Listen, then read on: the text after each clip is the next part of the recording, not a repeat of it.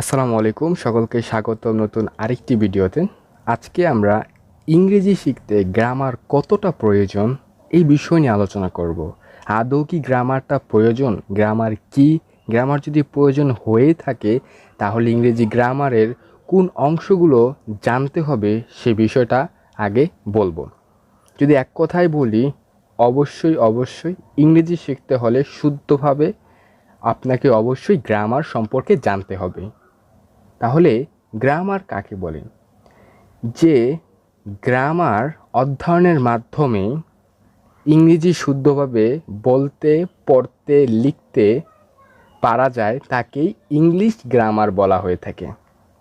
তাহলে English grammar সবচাইতে গুরুত্বপূর্ণ কোন জিনিসগুলো রয়েছে যেগুলো না জানলেই নয়?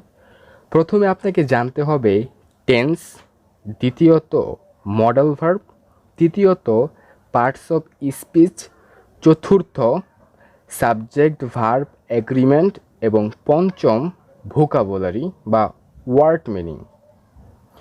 টেন্সের 12টা ভাগ রয়েছে, যেটা আমি বিস্তারিত আলোচনা করেছি, সেটা আমার একটা প্লে লিস্ট রয়েছে, ডেসক্রিপশনে আমি লিঙ্কটা দিয়ে দেব। তার এই টেন্স দৈনন্দিন কাজে আমাদের ব্যবহার হয়ে থাকে। আমরা যাই বলি না কেন, টেন্স সবচাইতে গুরুত্বপূর্ণ বহন করে থাকে। তারপরে হলো মডাল ভার্ব।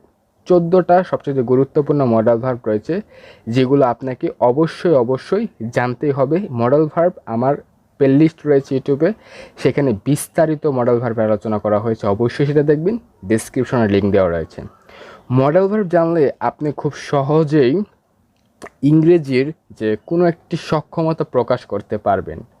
তারপরে আমাদের আসবে parts of speech. Parts of speech হলো একটা বক্তার বক্তব্যের অংশ, যে কোনটা নাউন কোনটা প্রোনাউন, এরকম 8টা অংশ রয়েছে। এই 8টা অংশ আপনাকে খুব ভালোভাবে জানতে হবে। এই বিষয় নিয়ে আমি পরবর্তীতে ভিডিও ধারাবাহিকভাবে আপলোড করব। সর্বশেষ যে বিষয়টা হলো যে সাবজেক্ট ভার্ব এগ্রিমেন্ট। এটা হলো সাবজেক্ট কখন, ভার্ব কখন, এগ্রিমেন্ট মানে অবজেক্ট কখন, এটা আপনাকে জানতে হবে।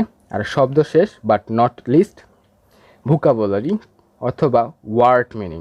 যে একটা ভাষা শিখতে গেলে, এটা ইংরেজি নয়, যে কোনো ভাষা শিখতে গেলে আপনি যত ভোকাবুলারি জানবেন, শব্দের অর্থ জানবেন, আপনি আপনার নিজের মতো করে আপনার ভাষাটাকে প্রকাশ করতে পারবেন। তো আনলিমিটেড আপনাকে ভোকাবুলারি শিখতে হবে। তো ভোকাবুলারি কিভাবে শিখবেন সেই বিষয় নিয়ে আমার একটা ভিডিও আছে, অবশ্যই সেটা দেখে নেবেন।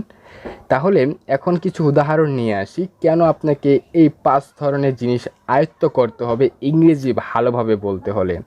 প্রথমে আমি যদি বলি, একটা উদাহরণ নিয়ে আসি, যেমন হি ডো নট গো দেয়ার, সে সেখানে যায় না। আমরা এটা বোঝাতে চাচ্ছি, কিন্তু এক্স্যাক্টলি হির পরে ডো বসে না, অক্সিলারি ভার্ব হিসেবে হির পরে ডাস বসে। তাহলে এই যে একটা ডিফারেন্স, এটা আমরা কোথায় শিখেছিলাম? এটা হলো প্রেজেন্ট ইনডিফিনিট টেন্সের একটা ব্যবহার। তাই এখানে এই জিনিসটা জানতে হলে অবশ্যই আপনাকে টেন্স সম্পর্কে জানতে হবে। দ্বিতীয় উদাহরণটি হলো they it's a lot of food, তারা অনেক খাবার খায়। দেখুন তো, এখানে দে হলো সাবজেক্ট, যেটা প্লুরাল, তবে ইটের সাথে এস যুক্ত হয়ে ভার্বটা হয়ে সিঙ্গুলার। আমরা জানি সাবজেক্ট যদি সিঙ্গুলার থাকে ভার্ব সিঙ্গুলার, সাবজেক্ট যদি প্লুরাল থাকে ভার্ব প্লুরাল। সেক্ষেত্রে বাক্যটি হবে just they eat, not eats. এটা জানার জন্য আপনাকে অবশ্যই সাবজেক্ট ভার্ব এগ্রিমেন্টটা শিখতে হবে। সর্বশেষ উদাহরণটি হলো the people of this village are intelligence, এই এলাকার মানুষেরা খুবই বুদ্ধিমান। এখানে সাবজেক্ট কি, কোনটা সাবজেক্ট হবে, এটা জানার জন্য আপনাকে অবশ্যই পার্টস অফ স্পিচের সহায়তা নিতে হবে। তাহলে আজকের এই ভিডিও থেকে অবশ্যই আশা করে বুঝতে পেরেছেন কি জানতে হবে, ইংরেজি গ্রামার কতটা প্রয়োজন, কিভাবে ইংরেজি গ্রামার শিখবেন, আসলে ইংরেজি গ্রামার কি এই বিষয়ে জানতে পেরেছেন। যদি অবশ্যই ভিডিওটি উপকার হয়ে থাকে আপনার জন্য, একটা লাইক করবেন, নতুন হয়ে থাকলে অবশ্যই চ্যানেলটি সাবস্ক্রাইব করতে ভুলবেন না। আসসালামু আলাইকুম।